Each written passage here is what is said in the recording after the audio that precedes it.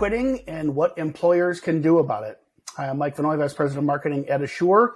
And this is a really interesting topic. So we've talked a lot in the past, produced a lot of content around employee engagement, what makes the optimal employee engagement. But I think the topic of engagement is kind of almost binary. It's like, is my employee engaged or are they not engaged? This topic around quiet quitting has this intentionality about it where a new phenomenon of employees are intentionally kind of sizing their work effort to match what they think is, my words, fair, whether it's fair pay or fair treatment, fair acknowledgement, fair in the marketplace. So a guest most of you guys know very well to help me unpack this topic, and most importantly, what's actionable? What can employers actually do about this? So welcome back to the show, Mary Simmons, Vice President of HR Consulting at Asure. SHRM certified professional for the past 8 years. Mary's been an adjunct professor at New York Institute of Technology. Prior to that, she was the director of HR consulting for a 55-year-old HR consulting company in New York. So welcome back, Mary. Thanks, Mike. Glad to be here.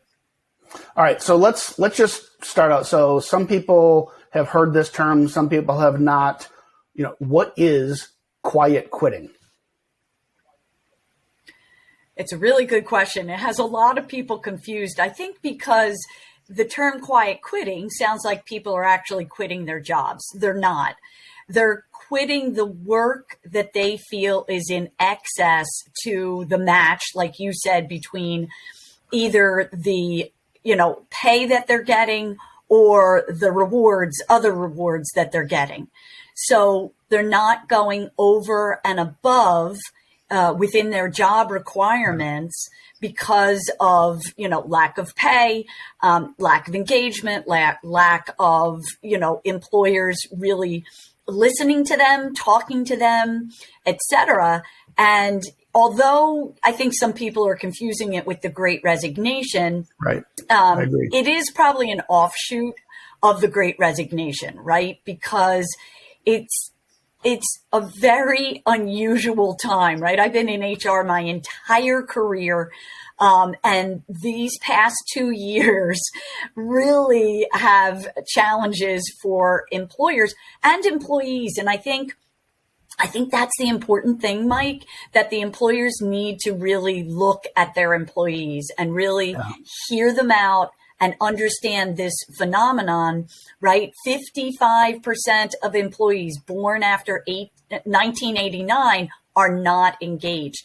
Now, that might not be in particular new, but we as employers need to think about that and find ways to try to get our employees engaged. I will tell you, from a compliance standpoint, your engaged employees are much less likely to trigger any kind of employment lawsuit against you. And I'm sure every listener understands that an engaged worker is more productive, right? So in theory, why can't they get their job done in an 8-hour day, right? We want smarter, more effective, more efficient workers. We don't necessarily need everybody to work 10, 12-hour days like you and I, Mike. I think that's the right lens to look at this. So there's always two sides to this HR coin, right? There's the compliance side and the ever-changing laws that are so hard to keep up with. But then there's the productivity side. How do we build great, highly productive teams to grow our businesses? And that's a super important point that you make. It's like, even if you're accidentally doing something wrong, a happy, engaged employee, they're going to give you grace, right? They're going to say, oh, shucks, Mike or, Mary, they don't mean to do this thing that, maybe isn't okay, but I know that they care about me. They have my best interest. I love this company. I'm not going to sue. Yep. It's the disgruntled employee who feels like they're being taken advantage of. They're the ones who it's a productivity problem that all of a sudden presents as a compliance problem, right? Right, 100%. And I think some people have changed that quiet quitting to other terminology like work to wage and work to rule concepts, which really have been around for a long time. I just think that with social media, these type of of movements, if you will, or philosophies, if you will, get out there quicker and get more spotlight on them, because there's a lot of YouTube videos on this. There's a lot of TikToks on this topic. That's really where it got its sort of legs. And that's because the generation, the 18 to 34 year olds, who are the majority of the workforce right now, they're the employees that are pushing this philosophy. Right. I mean, old guys like me, I think the old Kevin Spacey movie, right, where he quits the corporate job and he intentionally wants to work the drive-through at a fast food place, minimum wage, but he's going to give minimum wage effort. So 20 whatever years later, here we are. To me, Mary, and I'd like you to speak to on this topic. We want to address specifically this concept of quiet quitting, what it is, what employers can specifically do about it. But we shouldn't lose sight. This is part of a continuum, right? Where this isn't 1928 Upton Sinclair's The Jungle that all of a sudden precedes the formation of unions and FLSA and workers' rights and minimum wage, overtime, child labor, all that kind of stuff, right?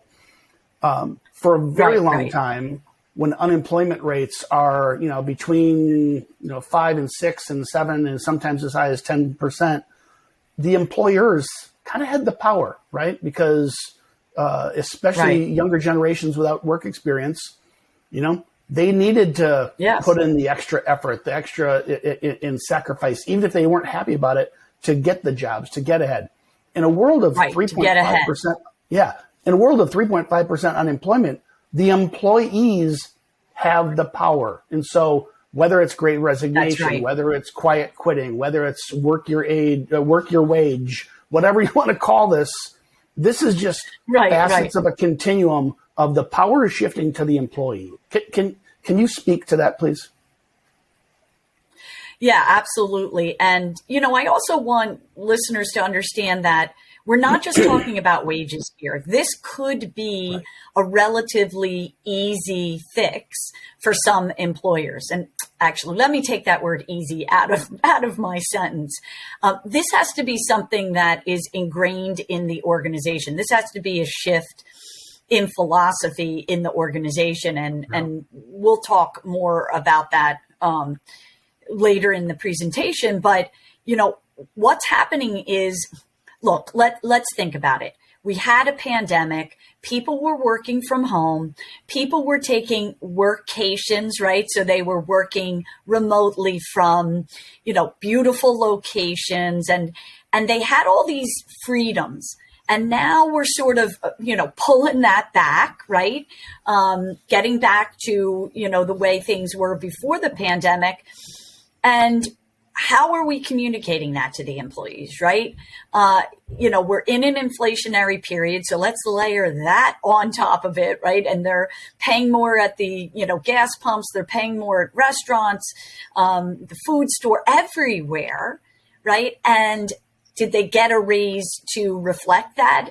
Are they underappreciated? Are we telling our employees every day that we appreciate them, right? And that's the reality, right? That's the reality that we went through a very difficult phase in employment for everybody, for the employer as well as the employee. But we need to figure out how to move forward, how we are going to meet the goals of the organization. And we're not meeting those without making our employees engaged, period. Yeah. I think you're spot on. Elon Musk doesn't have, whatever you love him or hate him, he doesn't have a great reputation as a super kind, loving, nurturing boss. But if you work at SpaceX, it's because you're aligned to the mission, right? So you can be a super engaged, dedicated employee because you want to be part of the team that put the first human on Mars, right? And you're going to do anything for that. Right. So whether it's alignment to the boss or alignment to the mission, this isn't just big company stuff though, right? Because an example that's been around maybe in the press forever, the local church or local synagogue, the office manager, probably willing to work for not a lot of money, or the camp counselor for special needs kids, working for not a lot of money, but there's mission alignment. They are aligned to the mission, aligned to the goals. And this isn't just about pay. This is about being part of something. Not.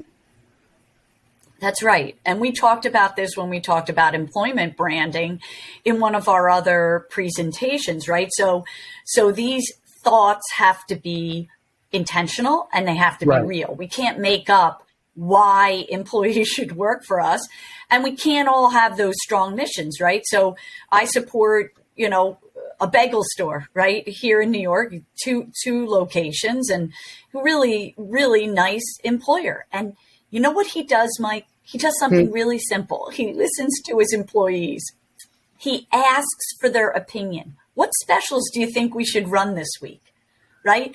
It doesn't have to be all about pay, right? Yeah. How are we explaining to our employees that they are part of that mission, even if it's not going to Mars, even if it's just making great bagels, right? Right. That employee has to know why and have, some connection to the why, right? They should go over and above and not necessarily after 8 hours, but productive and engaged within the time frame that we're asking them to work, right? That is acceptable, in most cases. And when we ask them to go over and above, are you telling them why? Or are you just saying you got to work extra hours, right? I need you to work extra hours. You're not going to get a lot of buy-in, when we communicate that way. So communication here is key to from the employer to the employees. It's important. I want to spend most of our time talking about practical advice and guidance you have for employers, and specifically on that topic. What else should employers first understand about what this phenomena is and what it isn't? And I kind of want to come back to engagement versus this intentionality. Because when I think engagement, I think, I'm just kind of apathetic. I'm going through the motions. I'm not intentionally unplugging, right? I'm just not giving it my all, perhaps. But this quiet quitting phenomenon, there's an intentionality component that I'd like you to spend a little more time, so that before we start talking about what you can do about it, employers can recognize it when they see it. Yeah, and I think I'm sure that there are different, levels of the disengagement, right? So, some employees are just going to, base this quiet quitting philosophy on hours, right? They're going to say, I am taking my full, half hour or hour break. I am a 9 to 5 person. And that's, at 5 o'clock on the dot, I am leaving every day, whether I have something to do, whether I have a deliverable or not. I'm sticking to the time that I am paid for, right? Yeah.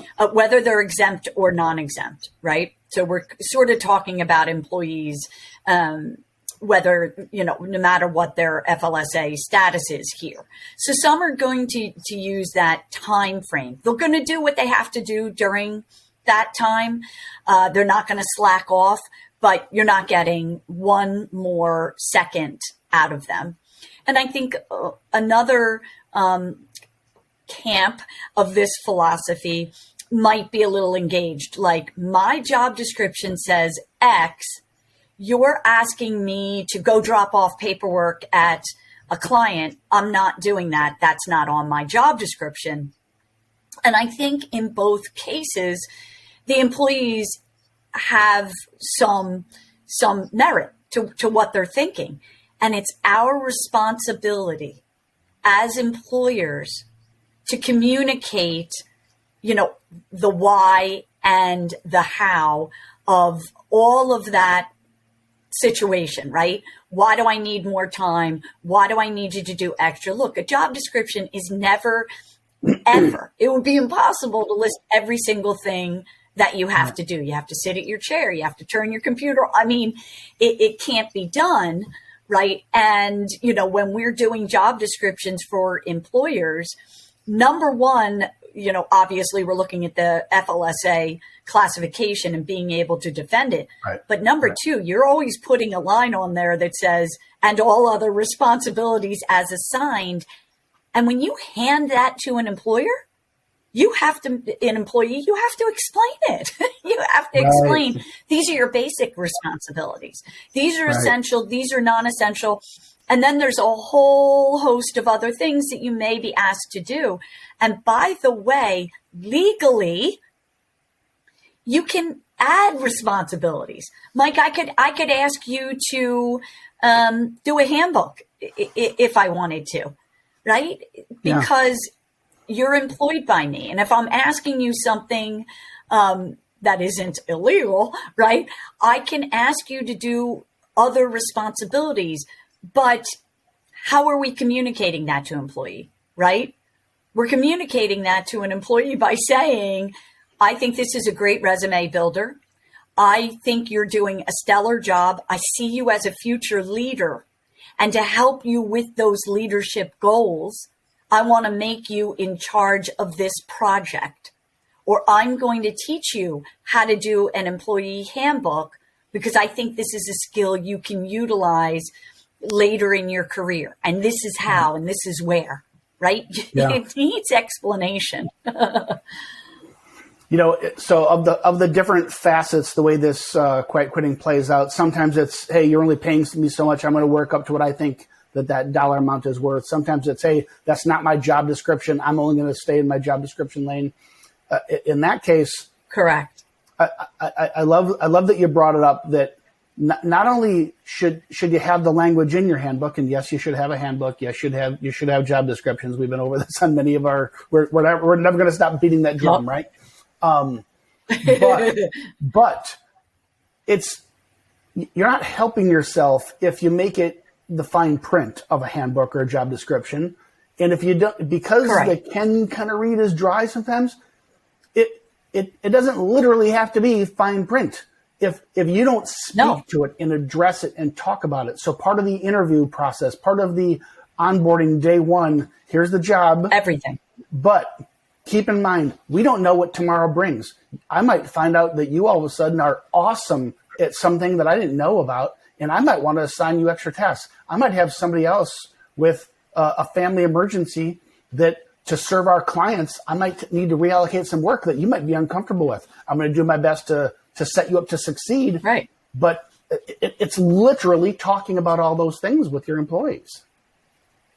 Right. They don't know why we're asking them to do it.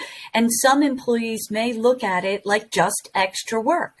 But in most cases, we're assigning extra work to the stellar employee or to the employee that has that special skill, like you said, right? That's out of their scope.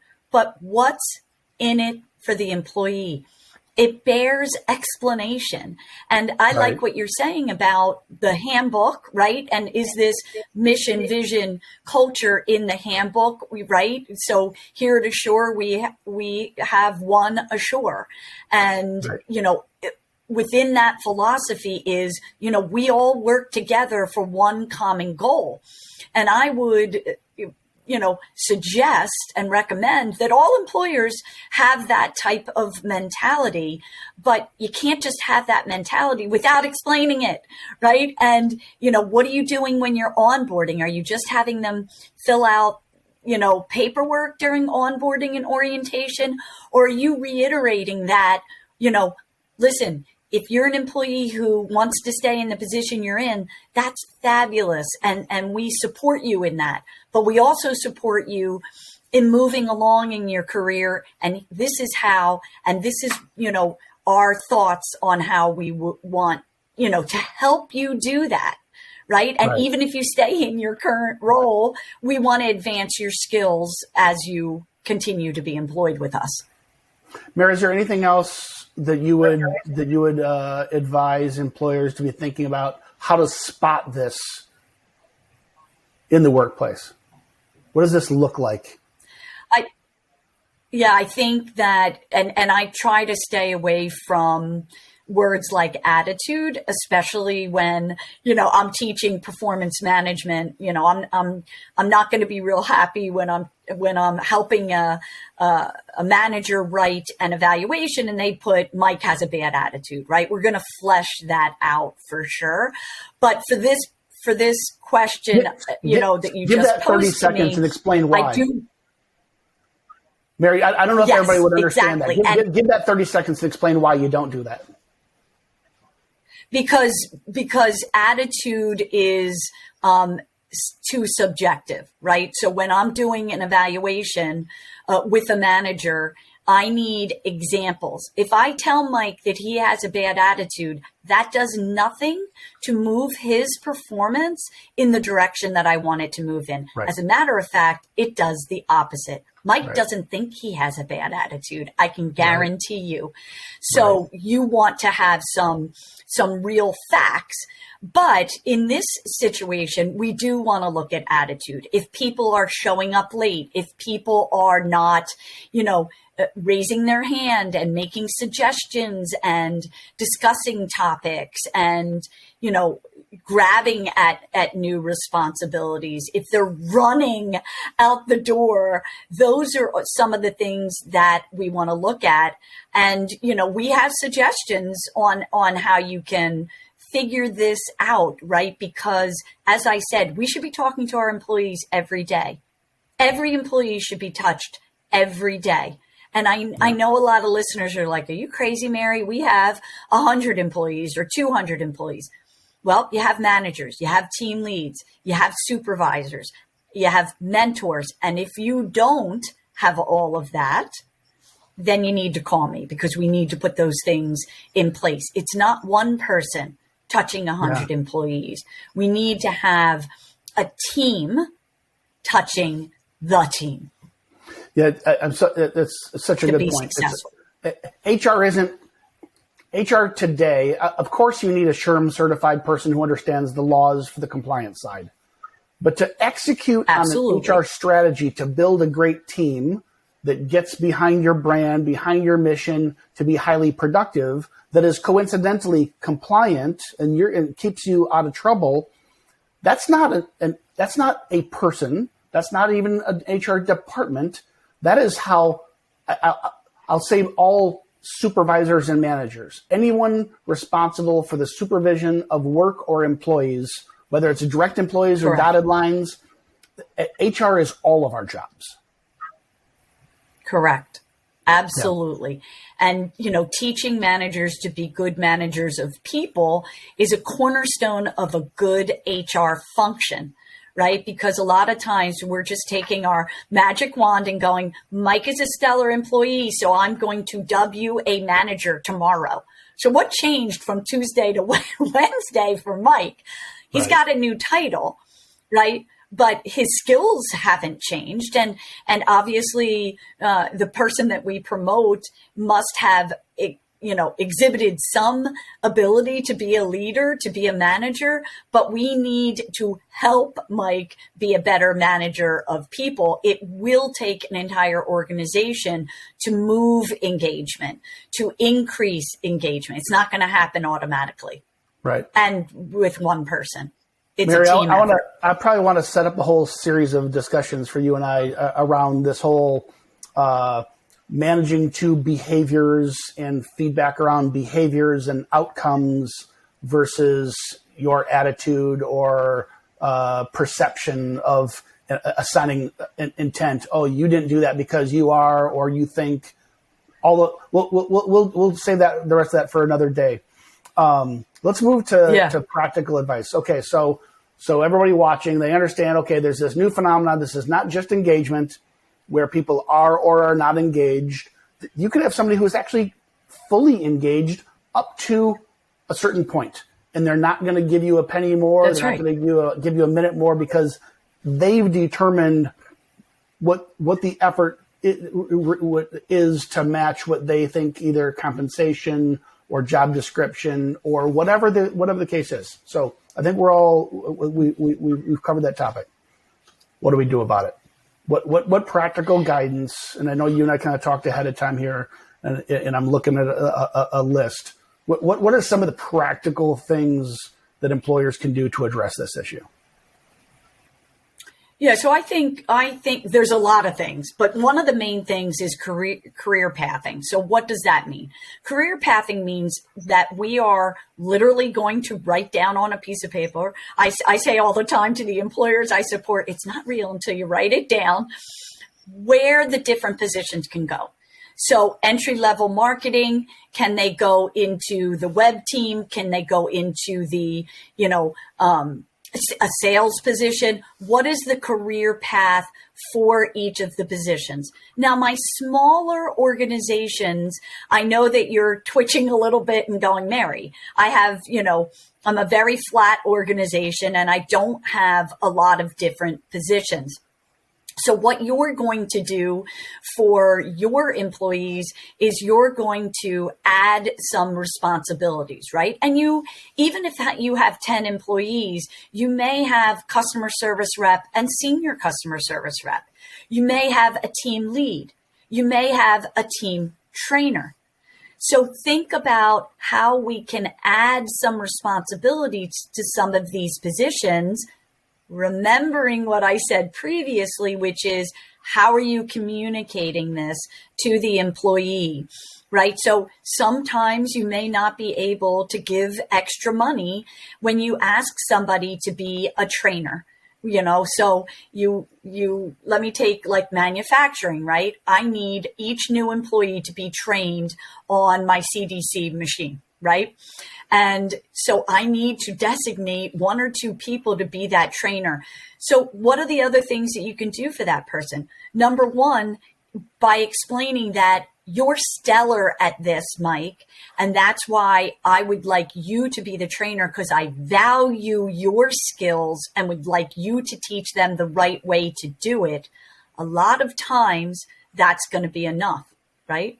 The other thing that you can do is possibly take away some other responsibilities from the individual who you've asked to take on the additional responsibilities, right? Maybe there's an admin task that you can take away from them, etc. And short of that, maybe you can give, every time somebody gets hired, I'm going to give you $100, Amazon gift card or something like that. So it doesn't always mean that you have to give more money. I know this is tough time for employers, right? So it's not always money, but career pathing is important. Remembering also that if you do the career pathing, you have to tell your employees about it, or it doesn't help you at all, right? So career pathing is very, very important to communicate and to lay out.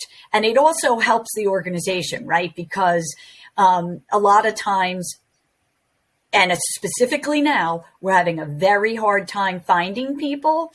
Look at your career mapping and say, I actually can't find salespeople, but I did say to my marketing department that they could go into sales. Let me go to my marketing manager and ask Mike, do you have anybody that you think would be interested in changing their career path and coming into the sales side of things, right? So it helps the organization and the employees by doing career pathing. Very important. Mary, let me ask this. So you are clearly much, much younger than me. But folks of I'll say our generation, our generation, we think as an employee, I'm going to go above and beyond. That sounds great. I have an opportunity to grow in advance. I'm going to put in the extra hours. I'm going to study at home and read up and develop this new skill. And if I do, I'm going to be rewarded. So great. But the employee who's predispositioned to already think, well, they're just assigning me more work and I'm not going to get paid for it. Why would I do that? Help coach us through what that conversation looks like. I think there does need to be some type of a reward, right? So is it recognition? Is it a little more money if you can do it? Yeah. Is it career pathing? I'm going to have you be the trainer because I see you in the future being the supervisor and then the manager, right? So we're explaining that career path. Look, they have to learn the skills somewhere, right? So you got to sometimes start small. Start as the trainer before you become the supervisor or the team lead, and then you become the manager. Or, maybe you can afford to do, hey, every time there's a new employee you need to train them, I'm going to give you this, or I'm going to take those responsibilities away. I think that you have to look at the culture of your organization to sort of figure out what works best, right? Because there's positives and negatives for every suggestion I made there, right? Sometimes when we give money for every little thing they do, they're going to expect it all the time, right? So, hey, Mike, can you open that door? Oh, am I going to get a bonus for that? So sometimes it does backfire, right? And again, it comes down to, how we're explaining it, how we're communicating it, right? Are you reiterating this in their evaluation, right? So when it comes to taking on new responsibilities, if that's a category on your performance evaluations for your staff, for this particular person, you're saying took on the added responsibilities of a trainer, doing a stellar job training, and that's going to infuse through all the categories on their evaluation.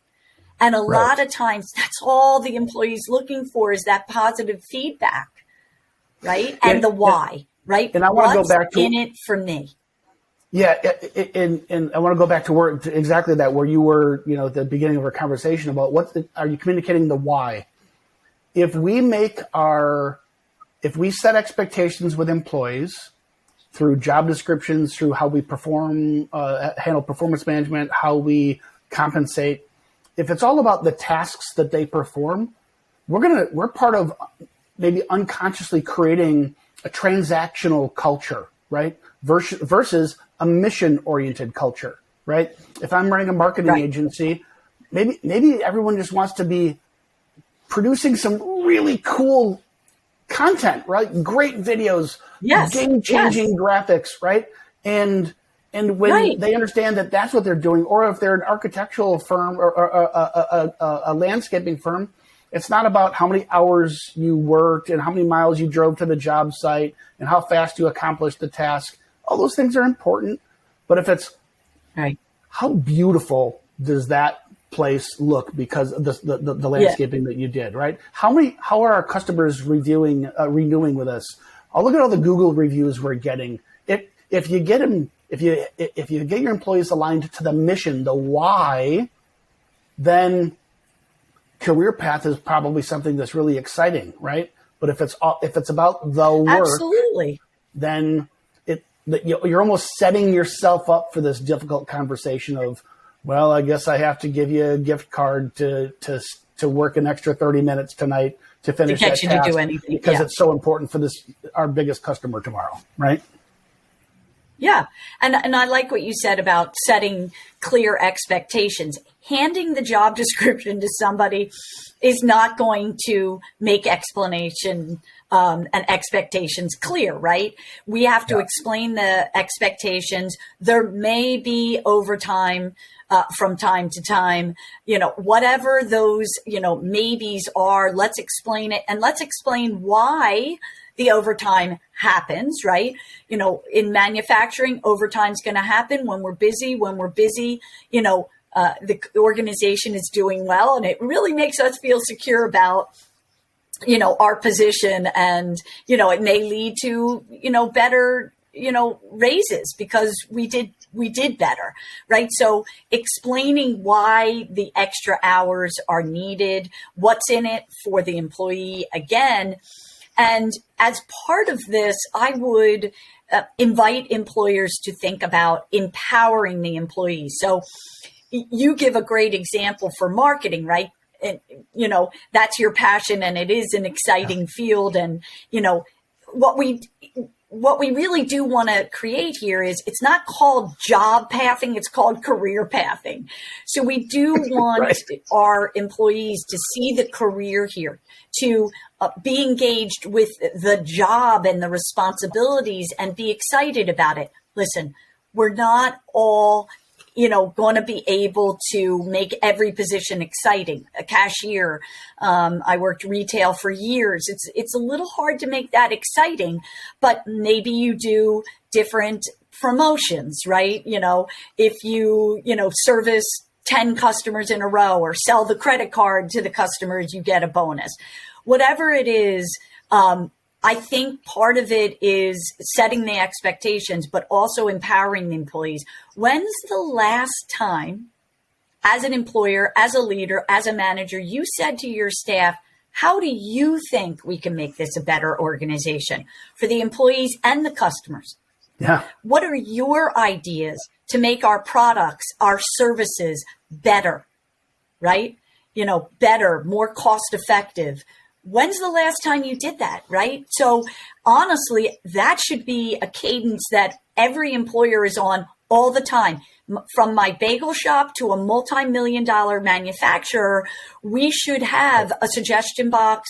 And then if we use one of those suggestions, yeah, I do think they should get a $100 Amazon gift card, or their name should be in the company newsletter, or we should make a big deal about it at a staff meeting, because the opinions of the people who work for us should be very valued. And, I'm always talking about diversity, equity, and inclusion.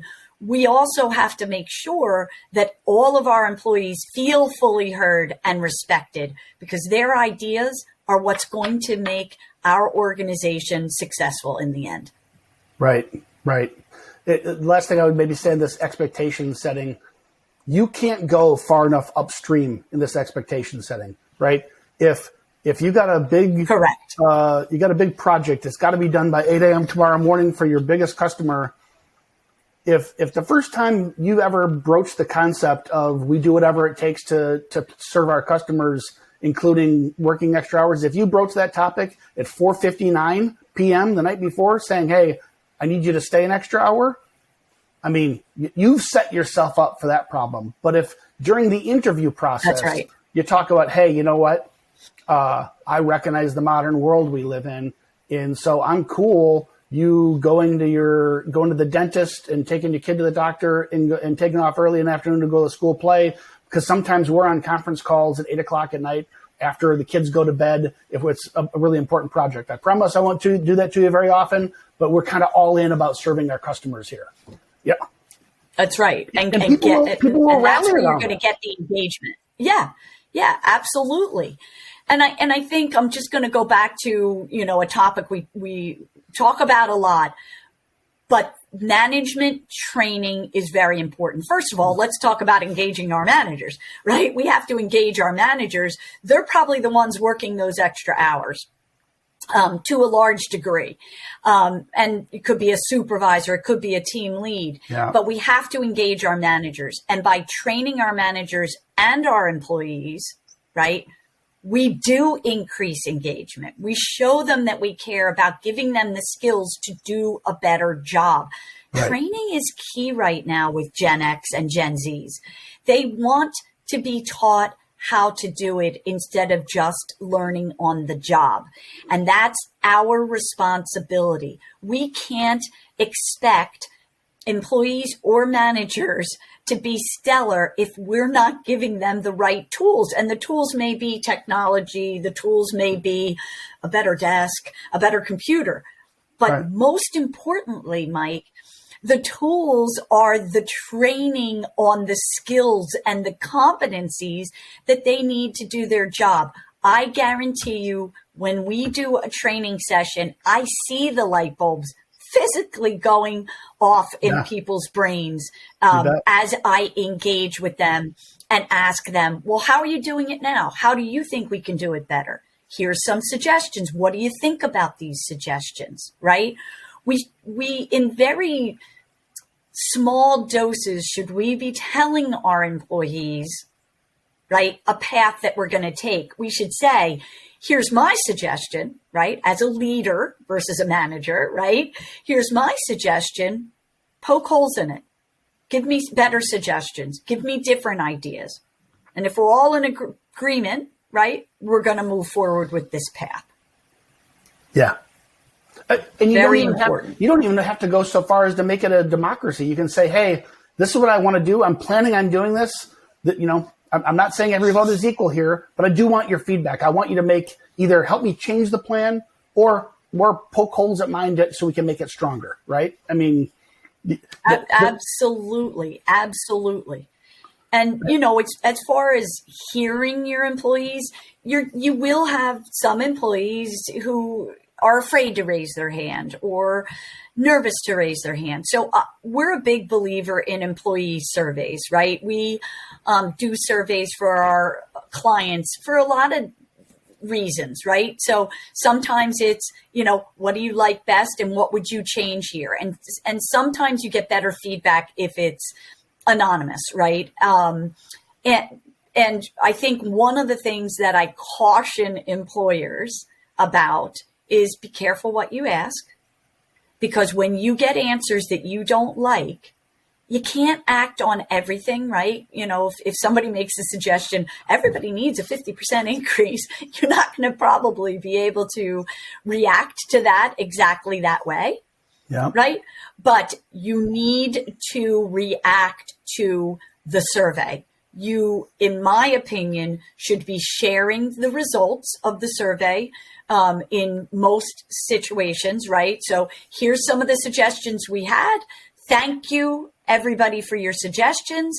Here are some of the action items that we have that we are actually going to, put into play now that they've been suggested by employees, rather than, just doing that survey and kind of leaving it on the side. That you can't do. All right. Because then people are going to stop answering the survey. Mary, can you give an example of maybe a surprising outcome? Where was it? Maybe perhaps not a surprise to you, but it was to the employer. Because I suspect most employers, maybe I've got 25 people.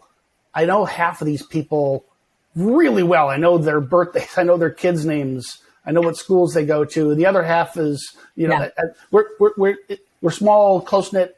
That most employers might think. I shouldn't say most. Many employers might hear that and say, that's probably for a different type of organization. I know my staff. I know what they would want. Help debunk that myth. So I did employee surveys for one organization. It was very family oriented.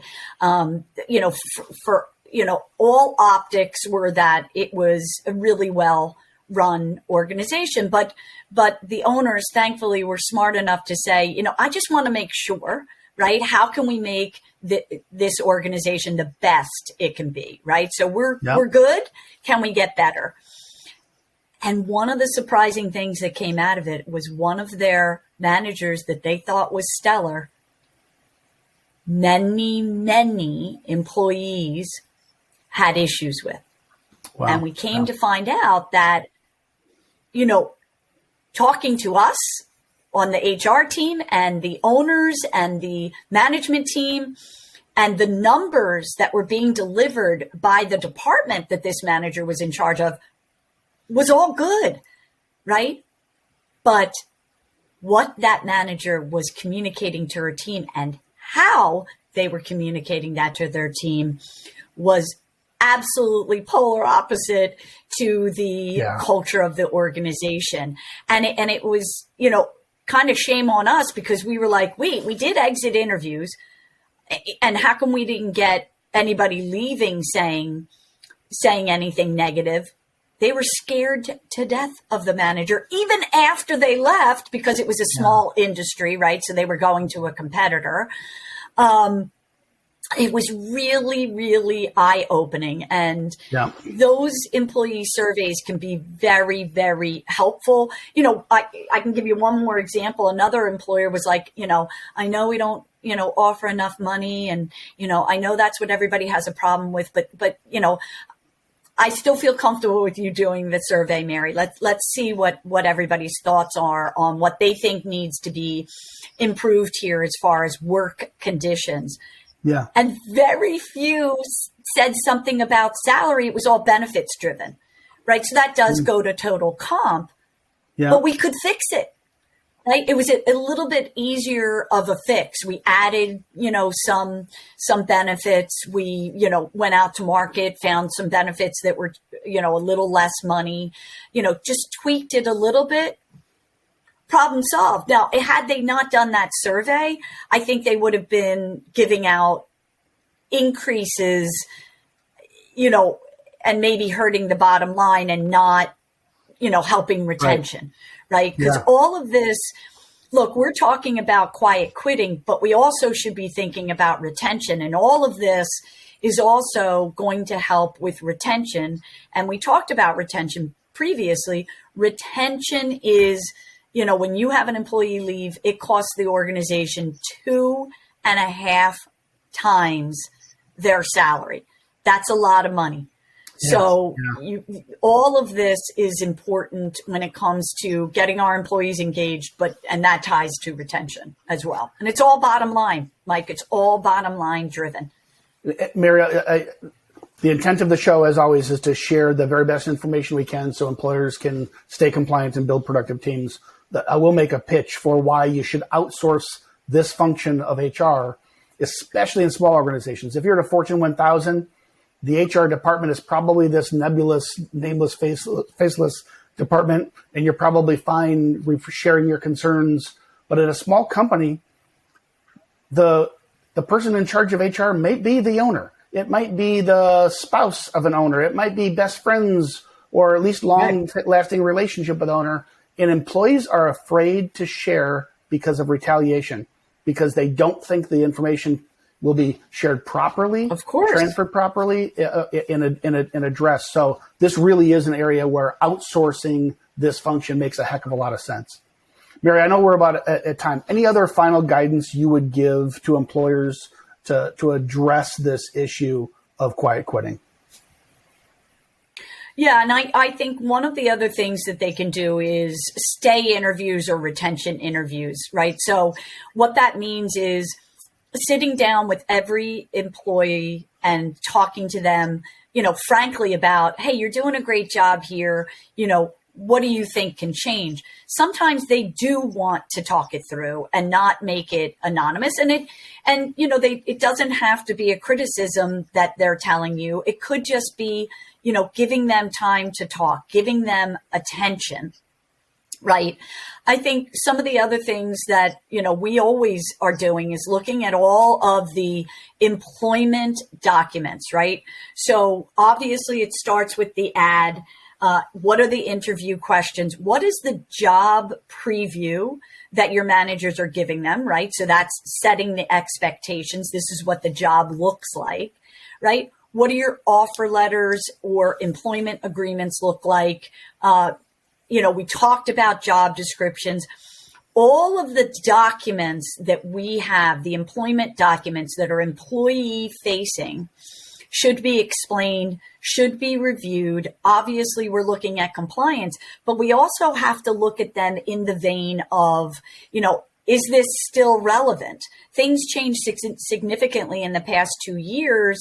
And if we went 100% remote, when I do an interview, my team is remote, but I say there's no such thing as 100% remote because we have meetings, right? There may be a client that I need you to go to for the day.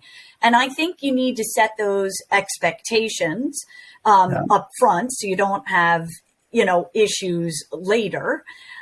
Looking at those job descriptions, creating the career mapping and succession planning, right? So succession planning is equally important to the career mapping. Career mapping is showing the different paths that the position can take, right? Not the incumbent, the position.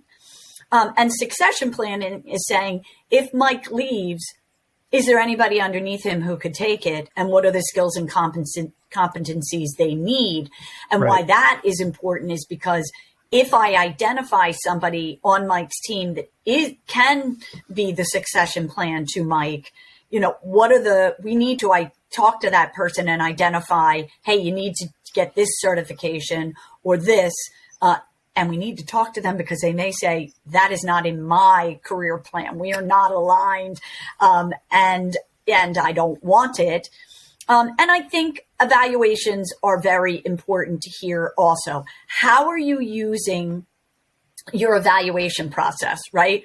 So we're talking about, the last year, the last month, whatever, time frame you do your evaluations, but it should be a conversation. It's so often thought of as, the employees going in nervous, the manager's nervous, and that is really not what an evaluation, is meant to be, right? It should be a conversation, and all of what we spoke about should be reiterated. And I think beyond that, I want employers to think about what incentive plans can I have here, right? What are some of, the committees that I can create within the organization? Because, listen, a lot of time engagement has something to do with boredom, right? We talked about, wage and things like that. But I can tell you that many surveys will tell you a lot of times employees aren't engaged because they're bored with their job. Either it is a boring job or, it's not speaking to them.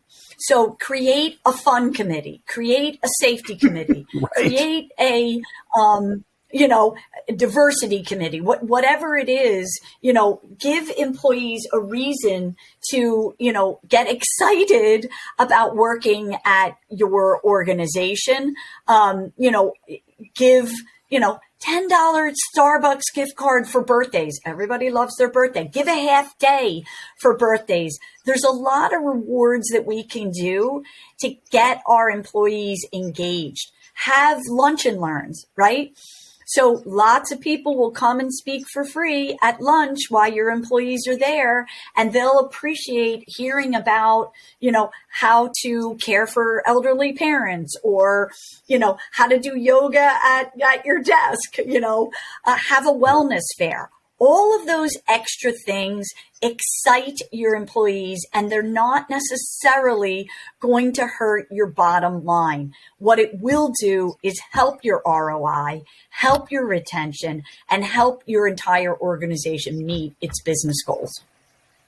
Mary, as always, I learned a ton from you. Every time we talk, you give me like 5 ideas of future show topics for you and I to unpack. The thing that awesome. I love spending time with you. the thing that I'm walking away here is you can never move upstream far enough for all these things, whether it's the identification of the competencies that you will then interview on, that will be part of your job description, to become part of your employee handbook, to become part of your communication strategies.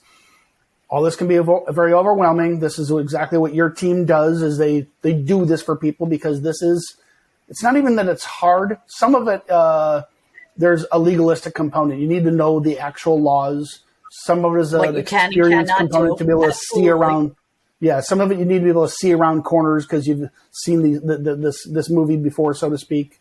A lot of it is just arms and legs and being able to get to it. And so I just really appreciate this is exactly what your team does. So there'll be a survey pop up at the end here for anybody who wants to learn more how you, Asure, and your team can help people stay compliant and build great teams and avoid topics like quiet quitting. So with that, Mary, thanks so much. And thanks to everybody else.